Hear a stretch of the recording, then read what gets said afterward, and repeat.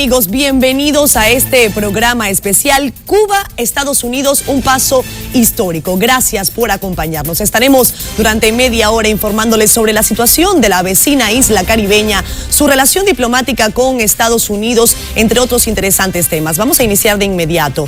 Cuba posee una de las más bajas tasas de mortalidad infantil del mundo. Es cuna también de atletas reconocidos internacionalmente y su capital, La Habana, fue la musa de escritores tan destacados como Alejo Carpentier. Asimismo, a Cuba se le critica por el sistema de partido único, limitaciones a la libertad de prensa y violación de derechos tanto civiles como políticos. Vamos a ver más detalles en el siguiente trabajo.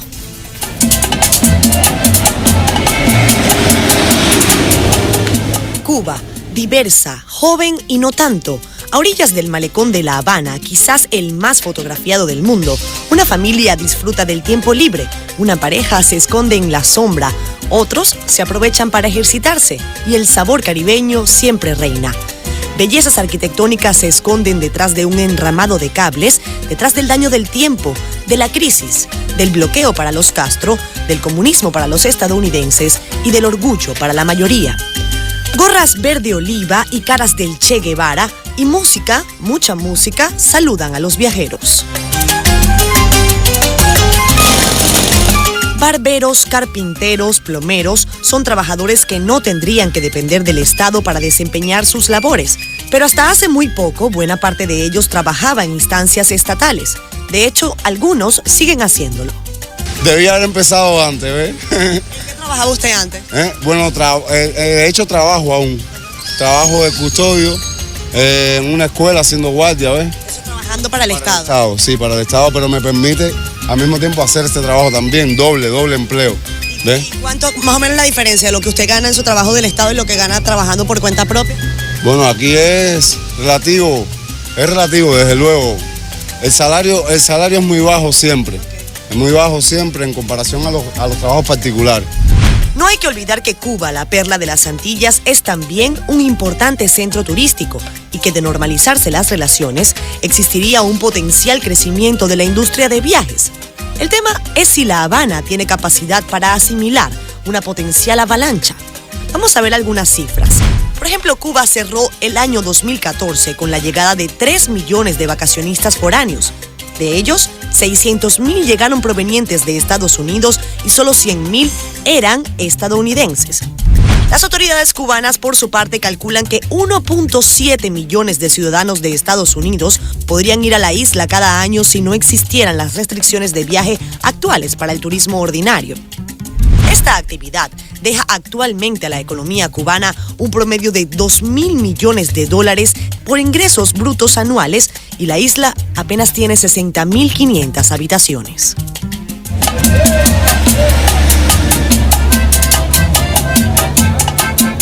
Al recorrer las calles de la capital cubana, el Capitolio deslumbra con su cúpula laminada en oro e inspirado en su homólogo de Washington. Este marzo, casi a ritmo con la histórica renovación de las relaciones entre Cuba y Estados Unidos, será nuevamente la sede de la Asamblea Nacional Cubana. Una coincidencia salta a la vista. Los monumentos se hacen un guiño desde lejos y simbólicamente parecen hacer las paces. Los capitolios, con toda su simbología, tanto el de Washington como el de La Habana, están en proceso de restauración.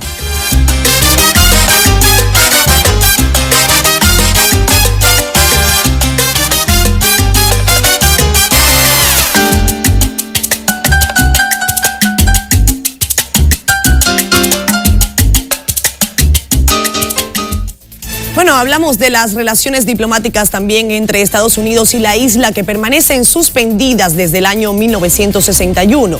El embargo, una invasión militar estadounidense, cientos de impases migratorios y la negativa del gobierno cubano de flexibilizar medidas con respecto a los derechos humanos y a la democracia han alejado a estos dos países que están a solo 90 millas de distancia.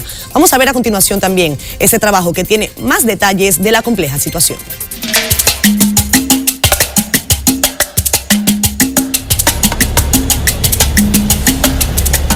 El proceso diplomático puede ser variado. Usted puede ir en bicicleta, en un almendrón o en una guagua. Se trata de un tema de velocidad y también de capacidad. Es por supuesto una guagua que también tarda en llegar. Al fin y al cabo han sido casi 54 años de hostilidades. Si este país frente al imperialismo que es fiera, picúa, tiburón, buitre, todas las alimañas juntas, este pequeño país demostrara temor frente a los imperialistas y vacilaciones, nos habrían devorado.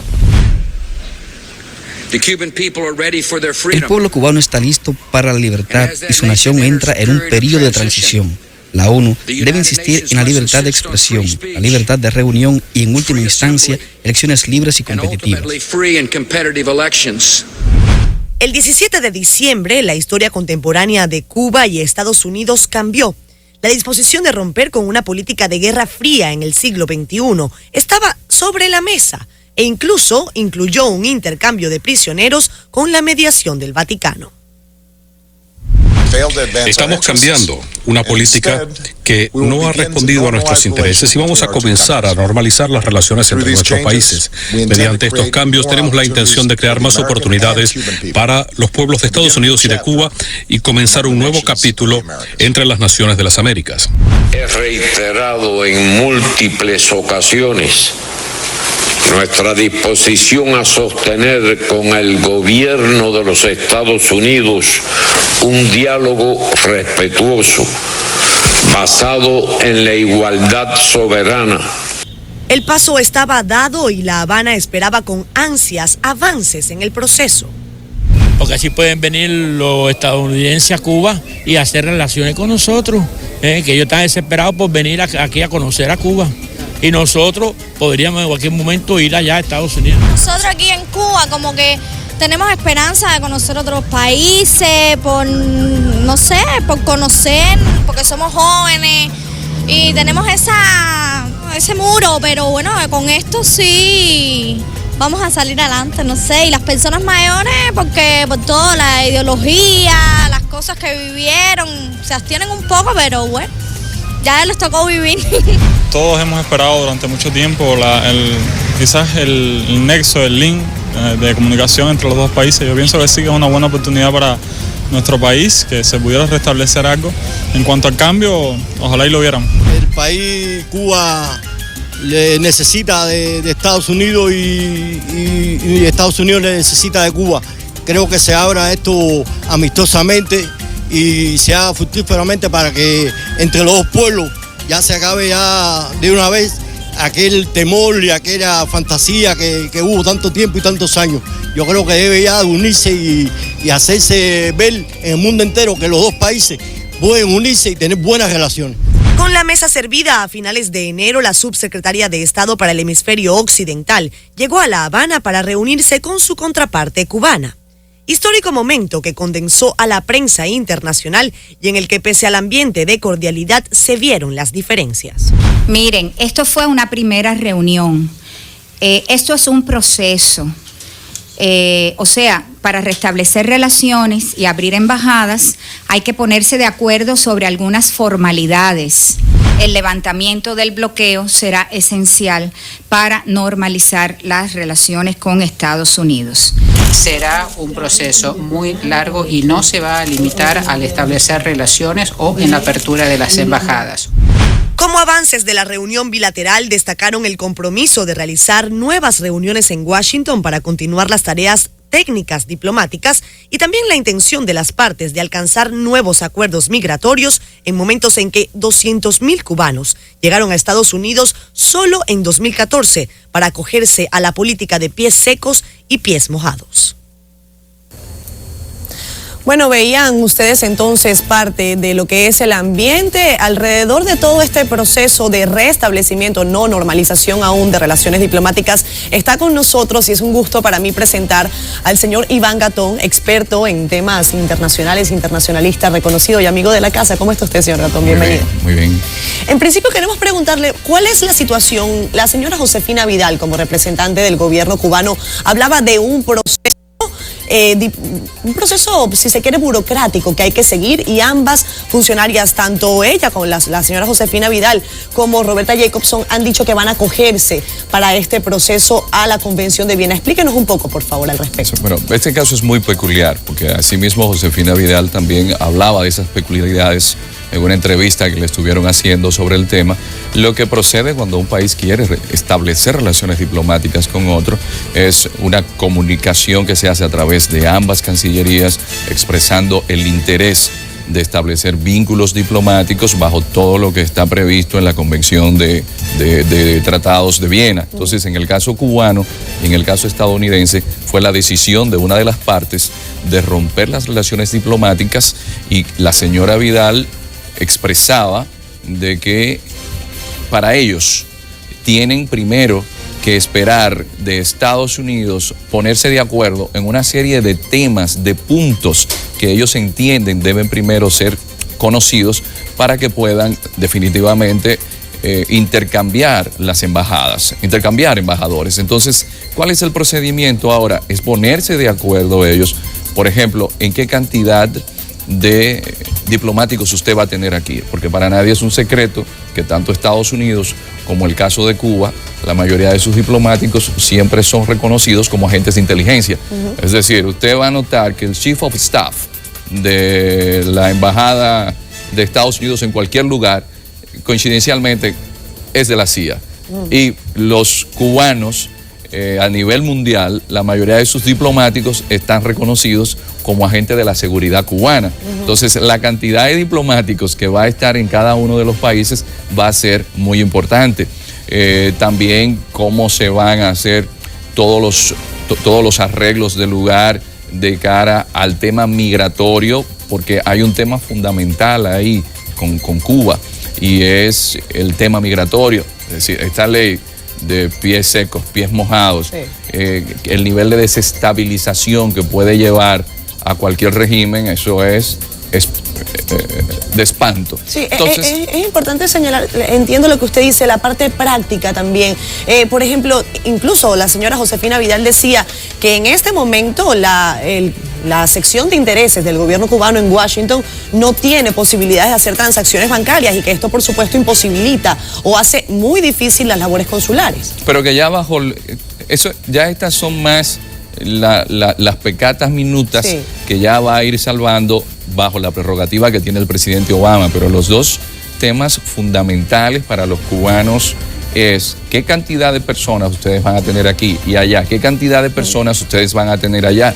Porque hay un asunto que mucha gente quizás desconoce, y es que la inteligencia cubana pudo llegar a nivel de que la encargada de asuntos cubanos del Departamento de Estado espiaba para el gobierno cubano y fue condenada a cadena perpetua. Entonces, el tema del espionaje... Bueno, aprendieron bien, tuvieron una escuela en la Unión Soviética. Pero el tema del espionaje, de los topos, como se les llama, sí, y los topos, es decir, es muy importante. El otro tema es el migratorio.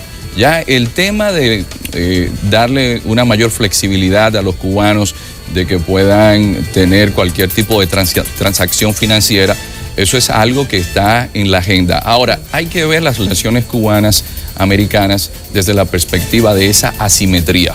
Es decir, estamos hablando de Cuba, que es un país pequeño, con Estados Unidos, que es un gran imperio, y que para Cuba, y esto era lo que alertaba Fidel Castro, no confiemos en ellos. ¿Por qué? Porque los Estados Unidos tienen su agenda, y en la agenda de política exterior de Estados Unidos lo que está cambiando es el método, pero no el objetivo, que es poder sacar al régimen del gobierno. Esto sí está claro. Y también lo ha dicho Raúl Castro, la situación política en Cuba va a permanecer, nosotros no vamos a cambiar la forma en la que durante todos estos años hemos hecho las cosas. Entonces, esa es una pregunta que quiero hacerle. ¿Qué es lo que ha cambiado, que ha hecho que sea en este momento y no hace algunos años? Porque el gobierno cubano sigue siendo el mismo, se han tomado una serie de medidas, pero ocurrieron hace 2 años las medidas de flexibilización de la economía de manos de Raúl Castro. ¿Por qué ahora el interés del gobierno estadounidense? Porque el mundo cambió, el mundo vive en una nueva época. Entonces, en un mundo donde hay una interdependencia de los países que unos a otros se necesitan, ¿cómo yo voy a dejar un mercado, no es que sea tan grande como el de Cuba, en el nivel alimentario? ¿Cómo voy a dejar el mercado de la medicina? Pero ¿cómo voy a dejar que sean los chinos que me lleven las materias primas que en bauxita, en níquel tiene Cuba? Y como yo voy a dejar que los brasileños sean los que estén haciendo el muelle de el puerto de Mariel, sí, que me va a competir con el de Miami. Es decir, ¿cómo yo voy a darme el lujo de que unas medidas que me tienen por más de 50 años aislado de un país, que si yo tengo una embajada puedo tener mayor nivel de influencia que no teniéndola, donde está el multilateralismo de las relaciones internacionales, y China se da el lujo de hacer una cumbre de la CELAC y decir, yo en América Latina voy a estar invirtiendo más de 400.000 millones de dólares en los próximos 10 años. Señor Gatón, no se me vaya, vamos a ir a una pausa comercial. Al regreso vamos a estar conversando también con el doctor Jaime Aristi Escuder, para analizar también la perspectiva económica, que es algo muy importante que hay que visualizar. Pero ya en la tercera parte del programa vamos a estar conversando de nuevo con usted. Muchísimas gracias por acompañarnos. Ya venimos. Bueno, seguimos con más de este programa especial Cuba, Estados Unidos, un paso histórico. El posible restablecimiento de las relaciones diplomáticas con Estados Unidos y los cambios de índole comercial que ya ha ejecutado el gobierno estadounidense podrían poner a prueba el sistema económico que se mantiene en la mayor de las Antillas desde hace décadas. Pero, ¿cuáles son las medidas que se han implementado en la isla en los últimos años y qué es lo que opinan los cubanos al respecto? Veamos a continuación. Las dificultades de la economía cubana no son cosa nueva. Sin embargo, desde hace algún tiempo los cubanos pueden pagar en pesos convertibles o también en pesos cubanos, la llamada moneda nacional. La fuerza laboral en Cuba está compuesta por 4.82 millones de personas. El 78% trabaja para el Estado, que controla los medios de producción nacionales. Eso es una de las cosas que el dinero no alcanza. El salario es un poco pobre, por decirlo de alguna manera. Mi salario, yo gano, lo que gano son 265 pesos moneda nacional al mes. Eso viene siendo en dólares unos 11, 12 dólares. Para este joven, pagar un litro de aceite en una tienda que comercializa en pesos convertibles significaría destinar el 20% de su salario. También se le haría difícil comprar en un restaurante con estos precios. De hecho, todos los que allí van son turistas. Sin embargo, podría comprar en un restaurante controlado por el Estado, cuyo precio es más modesto. No hay turistas en esos restaurantes. Y en comparación a cómo están los precios en la tienda, que todo está caro, no solamente lo que es la ropa, sino la comida, que también está cara y es una de las cosas fundamentales para poder vivir, para poder subsistir. Y todo está un poco caro, creo. El resto de la población también ha empezado a desarrollar el llamado cuentapropismo desde el año 2010. Pagan impuestos al Estado según la actividad económica que realicen. El trabajo por cuenta propia se ha disparado de 157.000 a 442.000 personas, según cifras oficiales. Le damos trabajo a otras personas que, como puedes ver, están trabajando aquí, que es una ayuda económica que se le da al país, porque esto es lo que hace que la economía progrese. El salario es muy bajo siempre, es muy bajo siempre en comparación a los trabajos particulares. Algunas personas consultadas en las calles, en las bodegas y en los taxis evitan hablar ante las cámaras, pues temen sufrir represalias, pues aunque para muchos la libertad económica es la fundamental, no es la única libertad que escasea en La Habana. Pero sí, lo valoro positivamente, espero que esto traiga nuevos desenlaces, a ver cómo queda todo. La revolución cubana se acerca entonces con la guardia alta a Estados Unidos, mientras Washington dice estar esperanzado por los cambios de una posible apertura que podría traer a los cubanos transición en la dinámica comercial y también económica, y que podría traer en consecuencia una potencia para la democracia. Bueno, tras el primer acercamiento del gobierno de Estados Unidos y Cuba, la reunión que ocurrió a finales de mes de enero, American Express le sigue los pasos también a la compañía Mastercard. Ellos han oficializado su deseo de entrar en el mercado de Cuba tras también la decisión del presidente Barack Obama de aliviar las sanciones que se tenían con el gobierno comunista.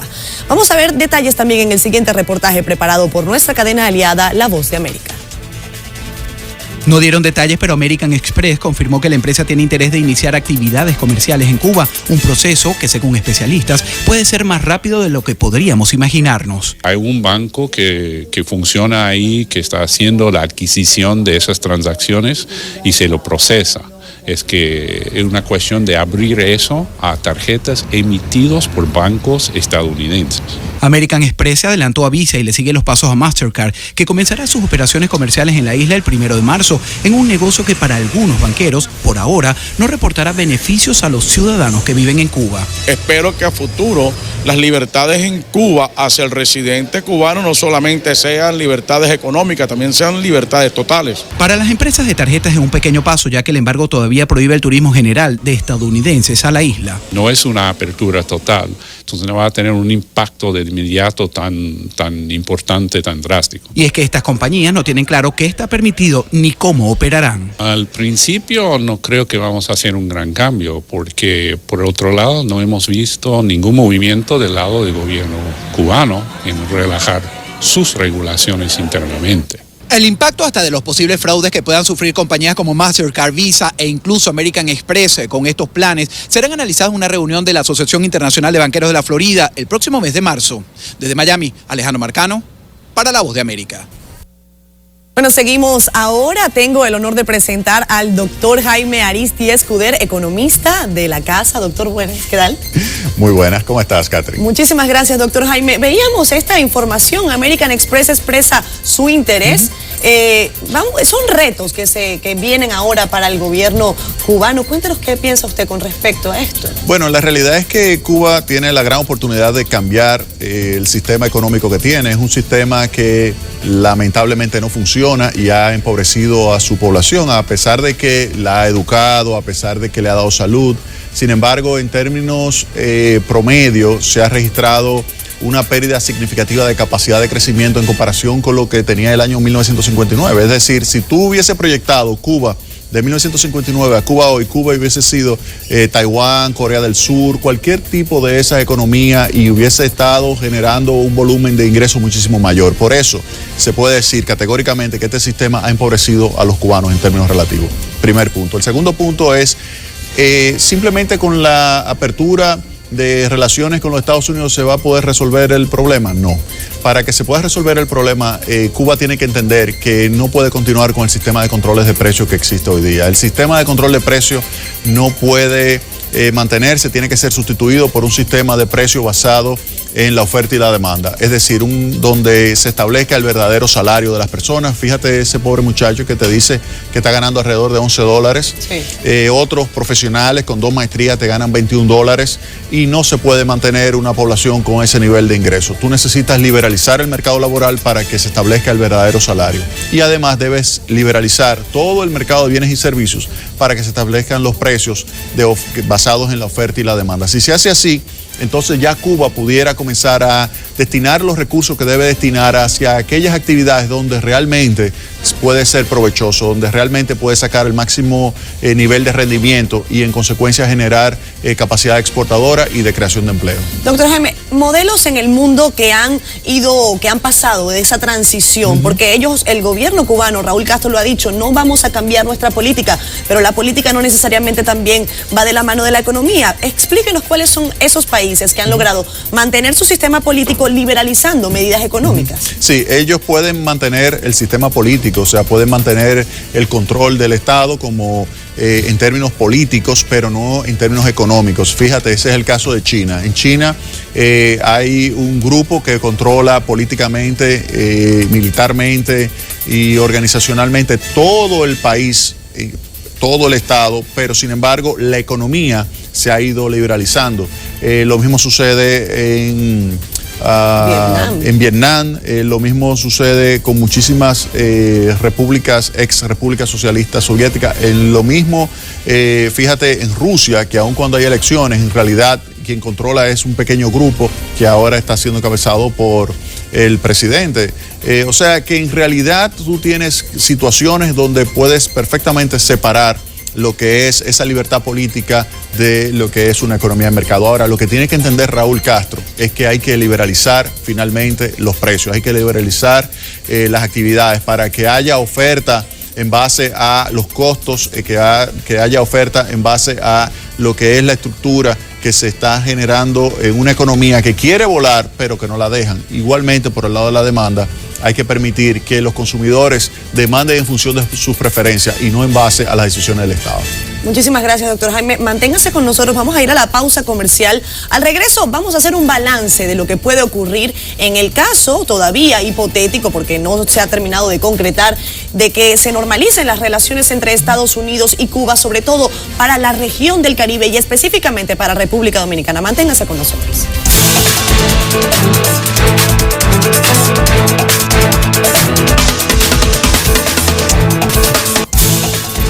Bueno, seguimos con más de este programa especial Cuba, Estados Unidos, un paso histórico. Para nosotros es un placer tener acá en el estudio a dos expertos, uno en materia internacional y también al doctor Jaime Ariztía Escuder con la parte económica. La pregunta que hacíamos antes de irnos a la pausa comercial es ¿cómo va a afectar, cómo va a impactar, porque no necesariamente es algo negativo, que se dé ese paso que aún no se ha dado, que es la absoluta normalización? No hablo ya de simplemente el paso amistoso de restablecimiento de relaciones diplomáticas, sino si se normaliza la relación, ¿cómo afectaría a la región del Caribe y en específico a República Dominicana? Bueno, podemos hacer la analogía como si fuese una competencia deportiva. Usted tiene un deportista que usted sabe que está muy bien preparado, que nadie lo pone en duda y que usted lo trajo a ese ámbito. Entonces, todos sabemos que la inversión que ha hecho Cuba en educación, que la inversión que ha hecho Cuba en áreas que otros países no han hecho, como nanotecnología y en patentes en el área médica, es algo que evidentemente vamos a tener a alguien de frente, pero más aún, es un régimen que puede tener la oportunidad de establecer una serie de beneficios para potenciales inversionistas que otros países no van a tener. Es decir, que la competitividad con las ventajas que tiene el gobierno son muy altas, son muy grandes. Es decir, esto es algo que nosotros en la región debemos ver.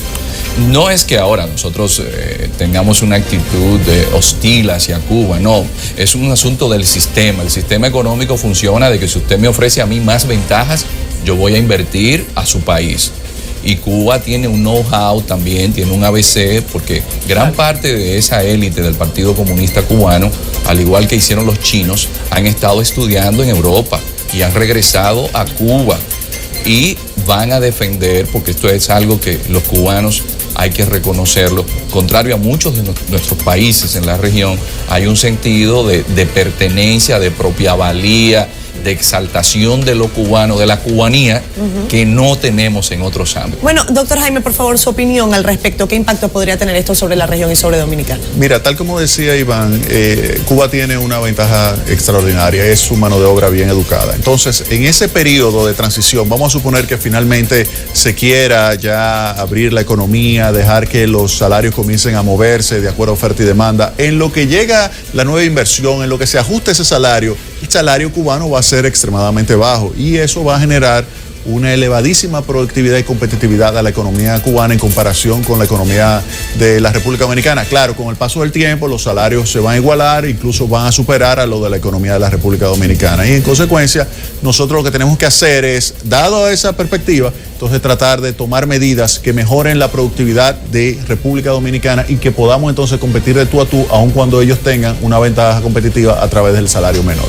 Sí, solamente decir que, repetimos, esta situación aún no ha ocurrido. Incluso el gobierno estadounidense ha puesto sobre la mesa, así como el gobierno cubano ha puesto sobre la mesa también sus puntos. Los estadounidenses dicen, hasta que no haya un respeto a los derechos humanos, el restablecimiento absoluto, la normalización de relaciones no va a ocurrir. Y por su parte el gobierno cubano ha dicho, en la medida en que no se nos quite el embargo y que no se nos saque de la lista de países que patrocinan el terrorismo, pues tampoco podemos normalizar las relaciones. Entonces es un camino empedrado, es un camino que todavía tiene muchas vallas que saltar. Ojalá que no haya que saltarlas, sino que los gobiernos se pongan dispuestos a que la gente pueda avanzar caminando, que es como normalmente se hacen las cosas. Yo creo que se va a facilitar mucho cuando ya desaparezcan físicamente los dos Castro.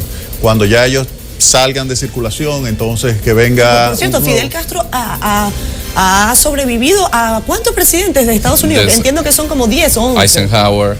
Kennedy, Lyndon B. Johnson, Nixon, Gerald Ford, James Carter, Reagan, George Bush padre, Clinton, George Bush hijo y ahora Obama. Qué barbaridad. Bueno, pues habrá que pedirle la receta a lo mejor a Fidel Castro de la moringa. ¿Qué piensan ustedes? Él ha estado muy pendiente de eso, incluso lo decía uno de sus hijos en una entrevista hace algunos días, que él está ahora pues revisando el tema de la moringa, considera que eso ha alargado su calidad de vida, su vida, por supuesto. Pues muchísimas gracias. Yo creo que ya lo que él debería es darle cabida a que nuevas generaciones se encarguen de la economía el tema cubana. del partido único en Cuba también está sobre la mesa, el tema. Eso sin duda son cartas que habrá que develar aún. Pero que tienen el modelo chino como ícono y tienen el modelo vietnamita también. Así que Cuba, después de más de 50 años, ese cambio que la gente espera que dé así copernicano, no va a suceder. O sea que, bueno, pero lo importante es que hay un camino. Pues muchísimas gracias a ustedes por habernos acompañado. Para mí ha sido un gusto estar con ustedes en este programa especial. Agradecer, por supuesto, también a todo el equipo técnico que ha estado muy pendiente de la realización de este programa. Sigan en sintonía de CDN Canal 37. Buenas tardes para ustedes. Bueno.